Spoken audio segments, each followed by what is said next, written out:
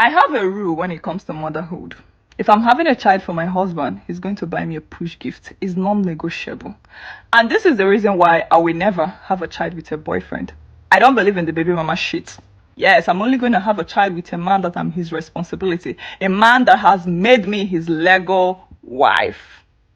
So the moment I get pregnant, you have 9 months to go and open a savings account or do a job anyway you want to save up for the push gift according to your financial level. Start putting money there, and on the 9th month withdraw it, go and buy me my push gift. It can be anything depending on your financial level. If my husband does not buy me a push gift, I'm not having a second child. You can take me to court. The court will never force anybody to have a child for a man. It's my body. I decide what to be done on it. And this is the reason why, if I'm even talking to a new guy now, I will ask him, please, what is your thought on push gifts? If you're this type of man that say, oh, I don't do push gifts, my dear, they go front. I'm not the woman for you. She made some good points, but it is laced with so many BS. You don't expect to be given any special gifts for playing your role as a husband in a relationship. But why does she want you to give her a special gift because of she bettered a child? But why should I? She said that giving you a child, you'd have to give me a push gift. Does it mean that the child does not belong to her too? I don't have a problem with a man choosing to appreciate his wife after the wife must have gone through the process of bringing life into the world. Personally, I believe it's one of the most difficult things to do.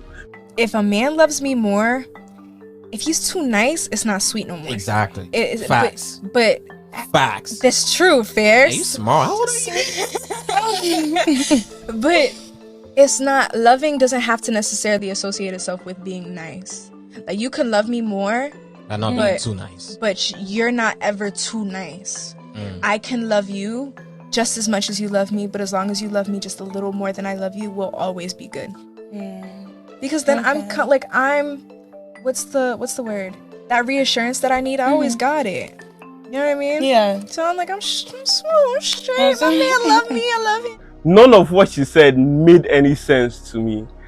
Why would she say that if a man loves you, he won't be nice to you? Those two things, they don't work together. If you love a person, most definitely you'll be nice to that person. How can you love a person and you won't be nice to them? It does not make any sense to me. You are a very ambitious lady and you're also like an empath. Don't fall in love. Don't like a man. You might take it the wrong way, but my point is that like it will slow you down like a lot. What did you say? Men will slow you down. I just think if you are very ambitious, stay away from men. Just because of you know that one person that maybe got into a relationship and stopped doing what they were passionate about, you generalize and say that if you're ambitious, you don't need to be in a relationship, you don't need to be in a marriage, and it will slow you down. You can pause the video and see the list of Nigerian ladies I have on the screen that have done better married than when they were single. As long as you are married to a man that can fuel your goals, allow you to develop into who you are meant to be, then you are good. If you want to understand the truth about modern dating dynamics in Nigeria without the noise, hit the subscribe button because we break down new stories every Wednesdays and Sundays. Now let's get back to the video. Being with a good guy can be really, really boring. My husband used to cheat when we first started dating. I would suspect him and he would usually beg and beg and beg till I forgive him. Then we got married. My husband was cheating all through the first year, second year. In fact, every day we were fighting. Every day we were having an argument, from one argument to another. After we finished fighting, we would make up and everything would go smoothly. I remember calling different ladies, threatening them to leave my husband. I remember telling them to leave him or else I would post their pictures online. And they would insult me and I would insult them back. What are you talking about? All those things was what made our marriage sweet. It used to make me very, very happy. Our marriage was very, very interesting. But look, I don't know what happened and how God encountered my husband or my husband encountered God. Now, my husband is a saint. To even cheat on me is a problem. Work will close, my husband will come back immediately. I've asked him so many times if he's going through midlife crisis. He will keep telling me that no, that he has found the purpose and he has known that there's nothing out there again and that it is left for him to be faithful to his wife. I don't know how to tell him to go back to the streets. I don't know how to tell him to bring up all those things that used to make our marriage interesting. Really?